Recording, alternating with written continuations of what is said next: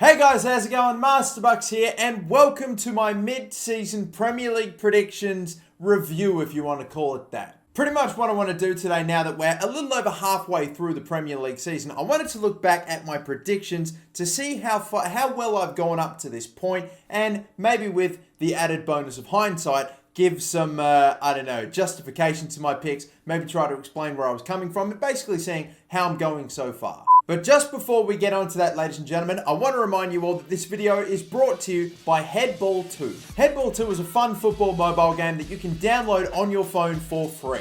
You can play it by yourself, you can play it with friends, and you can also play it online as well. It also features commentary from one of the most iconic commentators to ever grace the game, the one and only John Motson.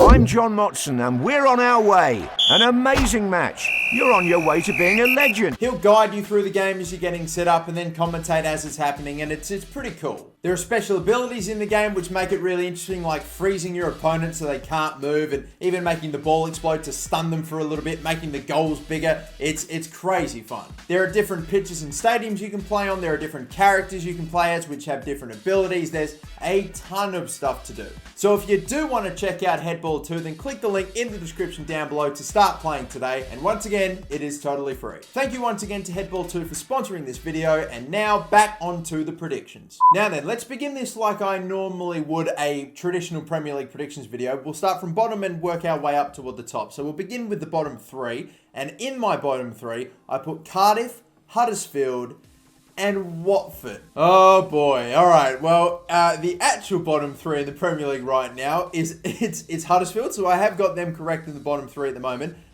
Fulham and Southampton. I'm very surprised, maybe not super surprised that Southampton is in the bottom three, but and you know what? Maybe Fulham being in the bottom three it's this absolutely underperforming. I don't think anyone really thought Fulham would go straight back down after how heavily they invested in their squad. But to see them in 19th is amazing. But obviously, let's stick with my bottom three, the three that I said would finish in third. And Cardiff was, I think, with a lot of people, pretty much a lock. For if they weren't going to finish bottom, they were surely going to finish in the bottom three. And there's a chance that they might still do that, but I'm not super confident. I think it's a possibility that they could very well get relegated, but this team that really did not have any sort of hope around it, barely spent anything in the window, and even Neil Warnock was like at the beginning of the season, yeah, I mean, we're probably going to get relegated. Like basically along those lines, that's what his rhetoric was. But I tell you what, the one thing about Cardiff is that they just find a way every now and again. They will just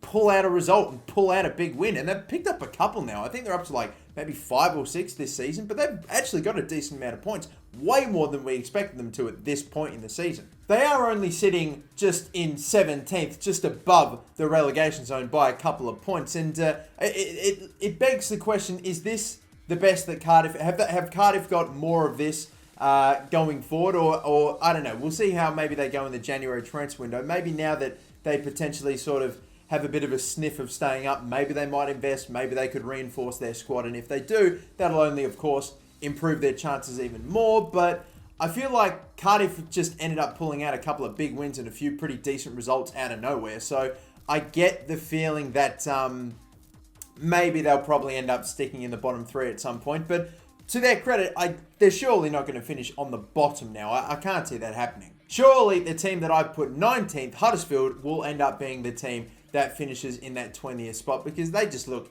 a little bit hopeless this season, don't they? Only about 3, have they even got 3 wins this season? I just checked and no, they haven't. They've only got 2 wins, the least amount of wins out of any single Premier League club. They have lost 15 out of 21 games.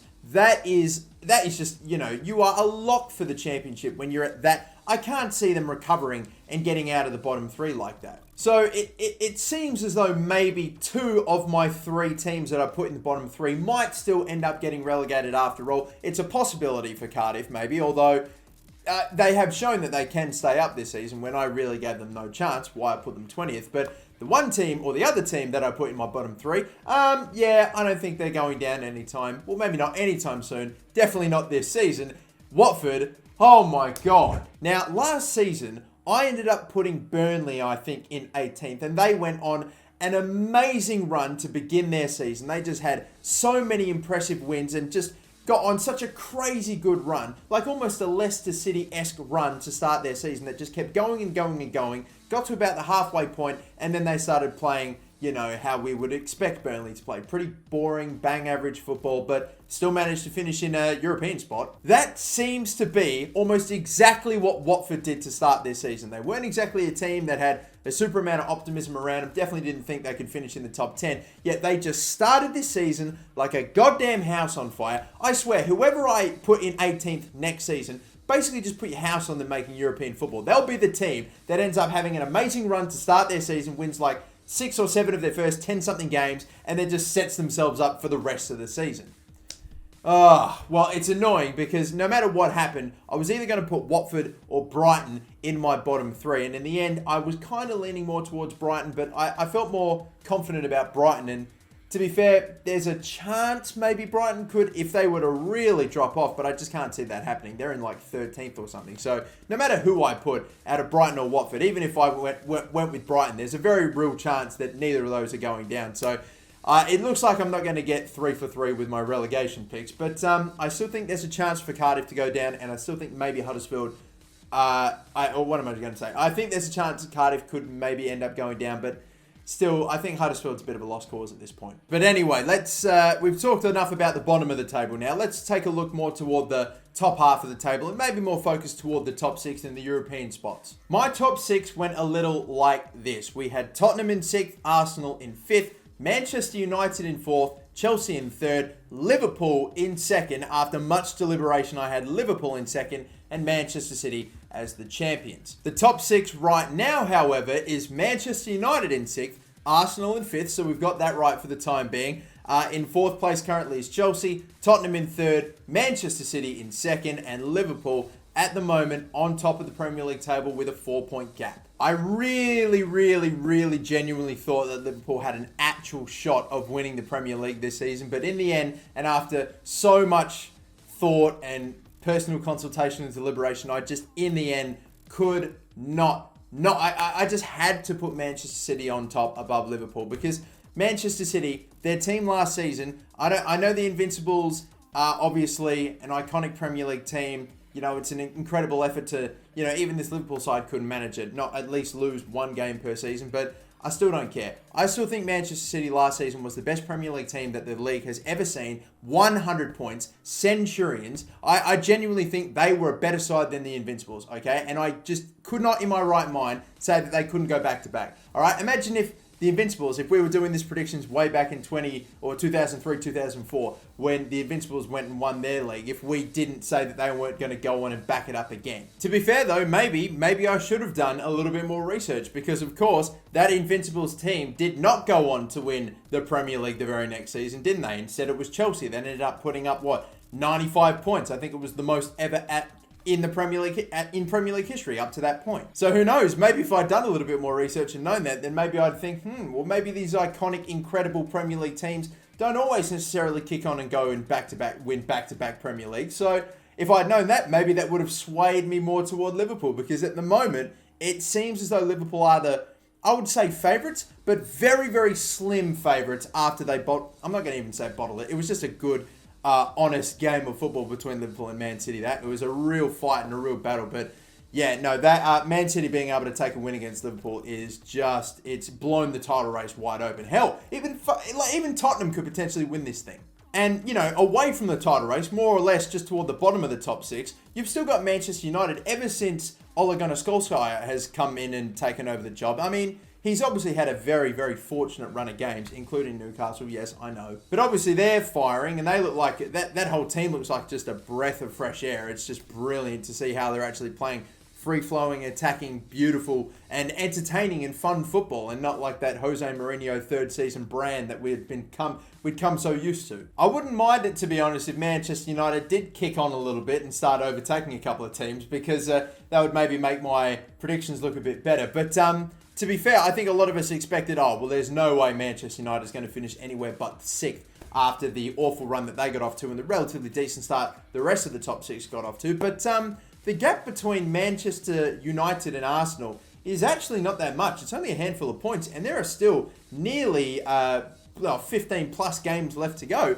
So I reckon it's possible that you could actually see Manchester United not finish in 6th. They might end up maybe kicking on and actually getting up a couple of places. Who knows? I'm not saying Champions League is a possibility. I'm not saying Champions League could happen for them, but it could happen for them. Again, Manchester United being in 4th, I've explained how, they could very well kick on and get somewhere close, but I'd be shocked if they finish in the top 4. It looks like Chelsea, that's where they're going to end up in that 4th spot, taking that last Champions League place. Again, still plenty of games left to go, but I'm relatively happy with all my picks in the top 6, except for Tottenham. Maybe just, I don't know, expecting them not to do that well. And Manchester United, I feel like hopefully that pick will end up looking a little better later on down the line. But Arsenal, I'm happy with. Chelsea finishing in 4th. I feel like they're only going to be, or I said Chelsea would finish, in 3rd, didn't I? They're probably most likely going to finish in 4th. I can't see them getting 3rd for sure, of course not. But I think for the most part, I'm happy with most of my picks. But again, there's always one that I get completely wrong. It always happens to be a team I say is going to get relegated. And in this case,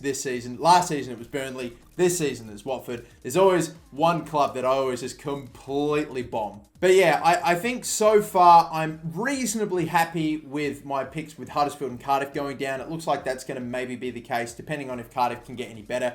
I do not think Watford are going to go down, so it looks like I've really butchered that one. But as for my top 6 picks, relatively happy with those as well, aside from maybe Tottenham. That I think I've just underestimated them. But everyone else, I feel like I'm pretty happy with. And I wouldn't, if I could, change my pick for who I think is going to win the Premier League. I don't think I would do it. I think, again, Liverpool got off to an amazing start, winning a bunch of games, but they haven't exactly had the same sort of, haven't exactly gone about it in the same way as Manchester City last season did, where they just took the piss. Like Man City last season were ripping teams apart, 6-0, 7-8, ridiculous numbers. Liverpool haven't necessarily done that. They have won some games by some pretty significant margins, but I don't feel like they've necessarily been toying or taking the piss with their opponents in the same way Man City did last season. So I just wonder if they will end up kicking on and getting even better. I think there's a very real chance Liverpool could win the Premier League. They're the ones